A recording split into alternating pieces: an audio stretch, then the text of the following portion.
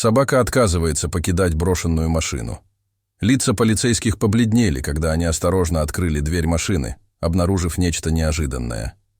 Миссис Джонсон оставила старый автомобиль на парковке, где ее покойный муж в последний раз парковал его за несколько часов до своей кончины. Она каждый день проходила мимо машины, пока однажды не заметила, что бездомная собака устроила себе там убежище. Несмотря на злость собаки, некоторые соседи, испытывая чувство жалости, оставляли поблизости еду. Никто и представить себе не мог, какую тайну хранила машина за своими проржавевшими дверцами.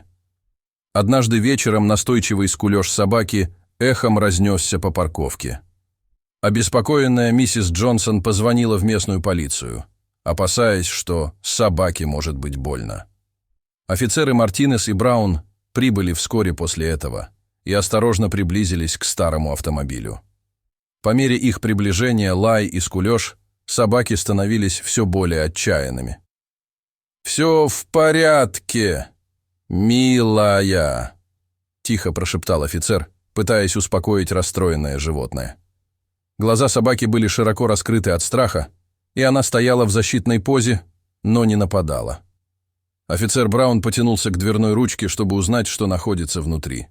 С тихим щелчком дверь отворилась. На заднем сиденье лежали скомканные одеяла. Полицейским потребовалось некоторое время, чтобы понять, что это был ребенок, который тихо плакал и дрожал от холода. Офицер Мартинес быстро вызвал медицинскую помощь, в то время как Браун осторожно вытащил ребенка из машины. Собака перестала лаять и внимательно наблюдала за происходящим, словно обеспечивая безопасность ребенка. Крик малыша прорезал ночную тишину, от которого у полицейского по спине пробежали мурашки. Когда прибыла скорая помощь, соседи быстро собрались на месте происшествия. По толпе пронесся шепот беспокойства. Кто мог оставить ребенка в таком состоянии? Да еще в старой машине покойного мистера Джонсона.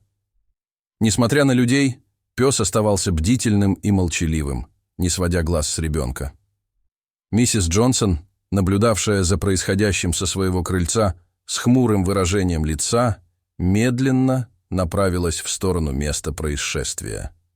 Она прожила здесь несколько десятилетий и знала историю каждой семьи. Такого она никогда раньше не видела. Это было что-то душераздирающее. Она не могла избавиться от чувства, что на ней лежит какая-то ответственность. Ребенок, который теперь был под присмотром медиков, был доставлен в больницу для дальнейшего обследования. Офицер Мартинес снова обратил свое внимание на машину в поисках каких-либо улик.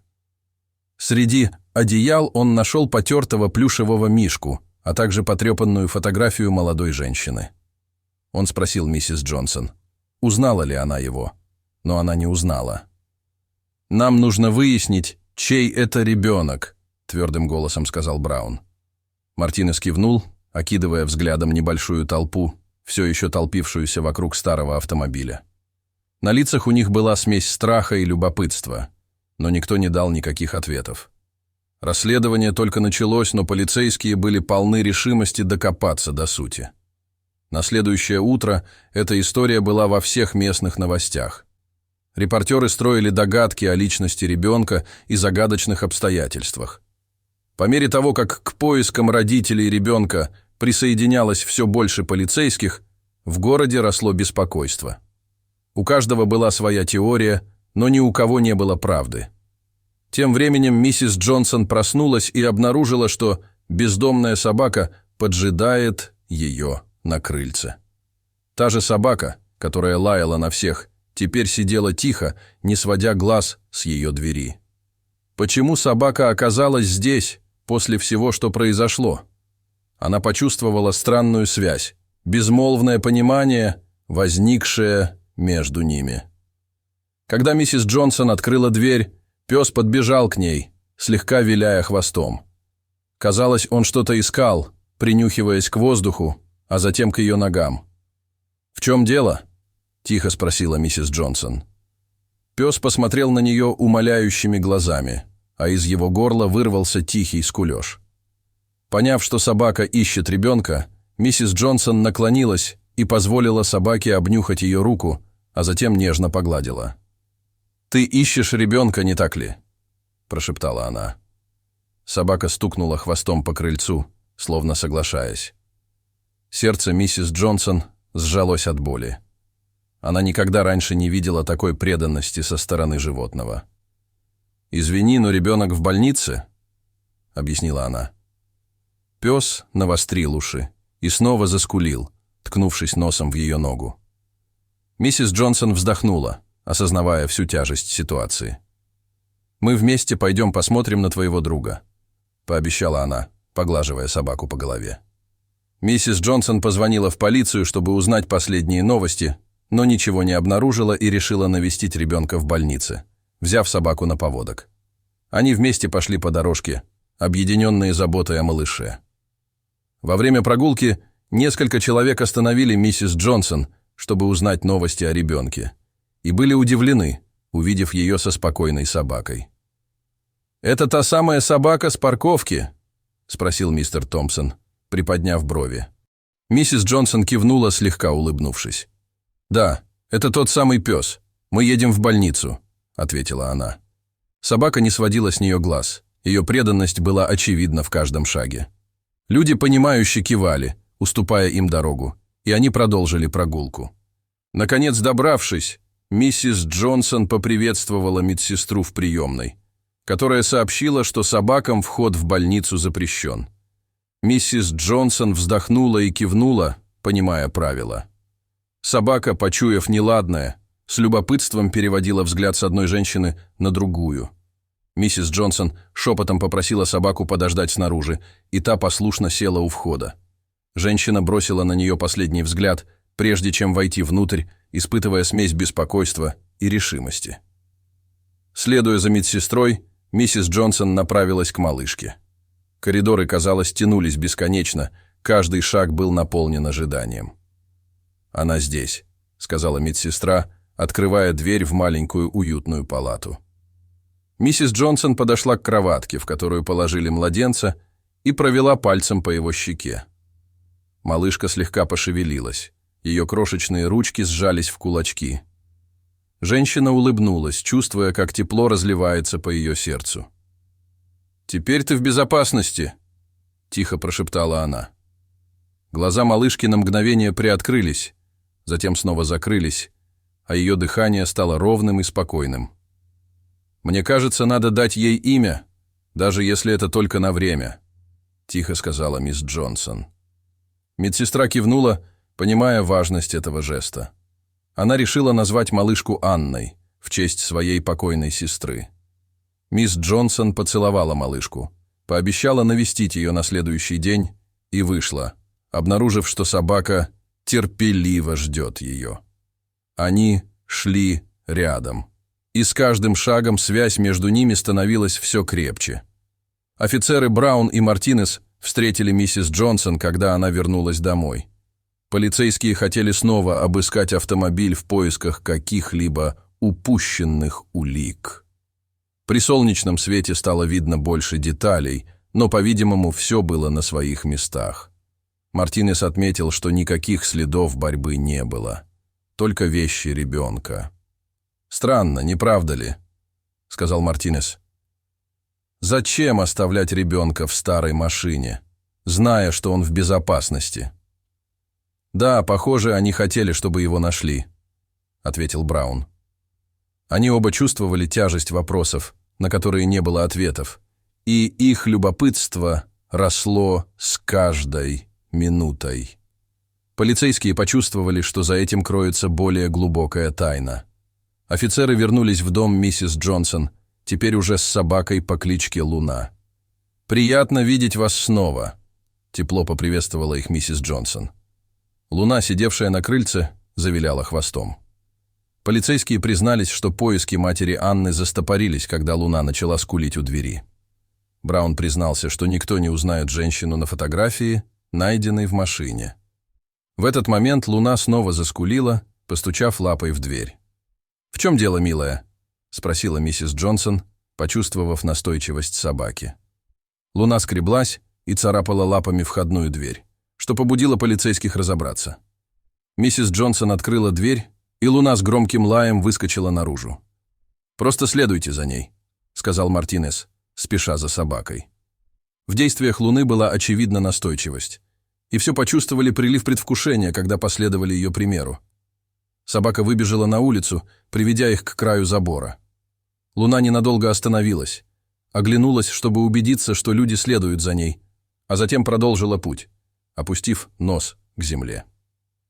«Куда она нас ведет?» — спросила миссис Джонсон, а ее дыхание участилось.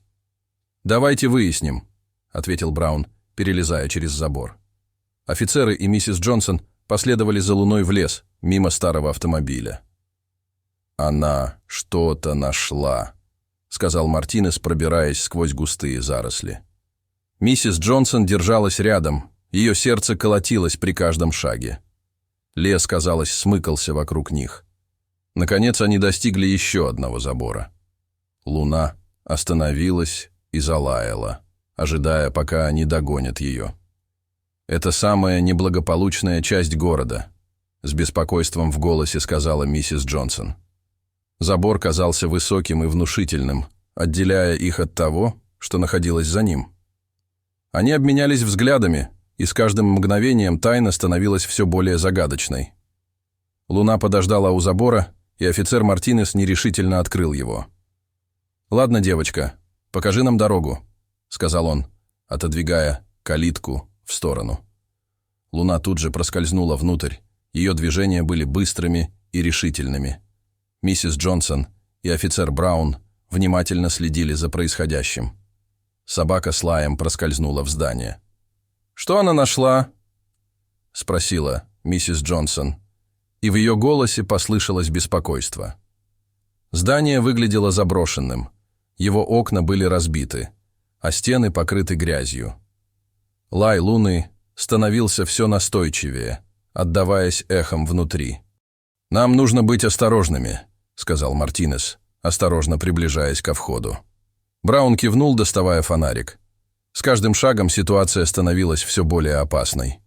Офицеры решили вызвать подкрепление, прежде чем войти. Они ждали вместе с миссис Джонсон, которая была уверена, что Луна привела их сюда не просто так.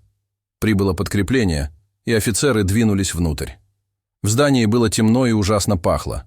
Повсюду были разбросаны грязные матрасы и пустые контейнеры.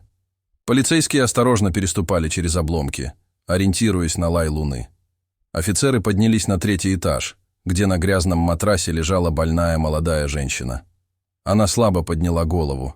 Ее глаза были тусклыми от болезни. Луна сидела рядом с ней, тихо поскуливая. «Мэм, мы здесь, чтобы помочь», — мягко сказал Браун. Женщина попыталась сесть, ее движения были вялыми и болезненными. Мартинес опустился на колени рядом с ней, предлагая поддержку. «Где моя малышка?» – прошептала женщина дрожащим голосом. «Она в безопасности. Мы нашли ее», – тихо сказал Мартинес. На глаза женщины навернулись слезы. Полицейские с облегчением переглянулись, понимая, что дали ей проблеск надежды. Они быстро перенесли ее в машину скорой помощи и отправили в больницу. Медики работали быстро, проверяя ее жизненные показатели. Миссис Джонсон и Луна последовали за машиной скорой помощи в больницу.